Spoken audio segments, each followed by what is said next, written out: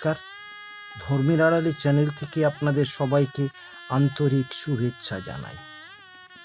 আজকের যে ভিডিওটা আপনাদের সামনে তুলে ধরব, সেই ভিডিওটার যথার্থ অর্থ যদি আপনি অনুধাবন করতে পারেন, অর্থাৎ বুঝতে পারেন, আমি 100% শিওর হয়ে বলছি আপনার প্লীহা চমকে যাবে। আমরা দান কথাটা শুনেছি। দান কথাটার অর্থ হলো কোনো কিছু দেওয়া। এবারে তার সঙ্গে যদি কথাটা জুড়ে দিই, অর্থাৎ সম্প্রদান কথাটা যদি বলি, তাহলে সম্প্রদান কথাটার অর্থ কী? সম্প্রদান কথাটার অর্থ হচ্ছে বিশেষভাবে দান।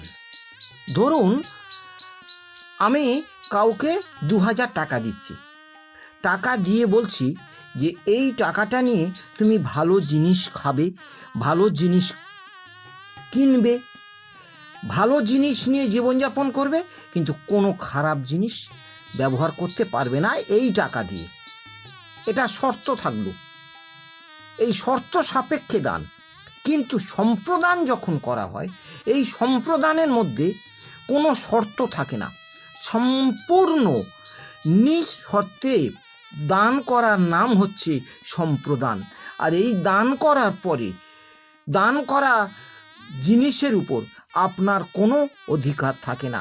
তাই এই দানকে সম্প্রদান বলা হয়। বিশেষভাবে বিবাহর ক্ষেত্রে এই সম্প্রদানটা ব্যবহার করা হয় কন্যা সম্প্রদান।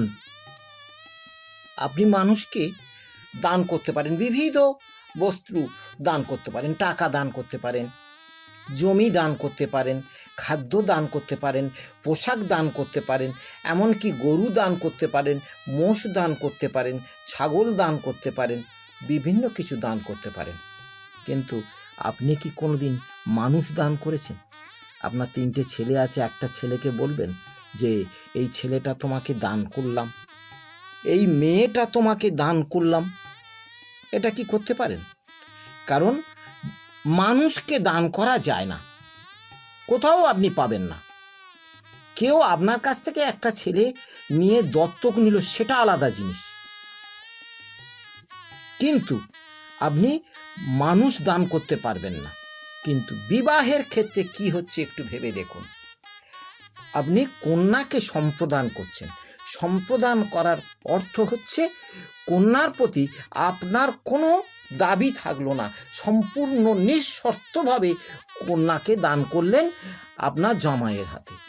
এখন প্রশ্ন হচ্ছে খুবই যুক্তিযুক্ত একটা প্রশ্ন, খুব বাস্তবধর্মী প্রশ্ন, আপনি একটু ভেবে দেখুন।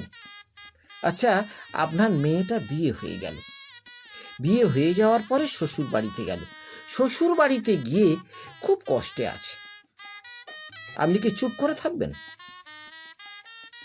আপনি তো প্রতিবাদ করবেন যে কেন আমার মেয়েটা এত কষ্টে আছে, কেন আমার মেয়ের অসুখ হয়েছে সারানো হয়নি, কেন আমার মেয়ের প্রতি অত্যাচার করা হয়েছে। এটা কি আপনি না বলে চুপ করে থাকতে পারবেন? অনুরূপভাবে আপনি একটা গরু কাউকে দিলেন, গরুটা নিয়ে সে তার ঘরে রাখলো। আপনি একটা ছাগল কাউকে দিলেন, ছাগলটা নিয়ে সে ঘরে রাখলো। আপনি বলতে পারবেন ছাগলটা কেন কষ্ট দিচ্ছ, গরুটার কেন কষ্ট দিচ্ছ? এটা আপনি বলতে পারেন না। কিন্তু আপনার মেয়ের ক্ষেত্রে তখনই আপনি বলবেন যে কেন আমার মেয়েকে এভাবে কষ্ট দেওয়া হলো।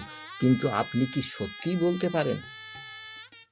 কারণ মেয়েটা তো আপনার নয়। আর সম্প্রদানের মাধ্যমে নিঃশর্তে আপনি আপনার জামাতার হাতে তুলে দিয়েছেন।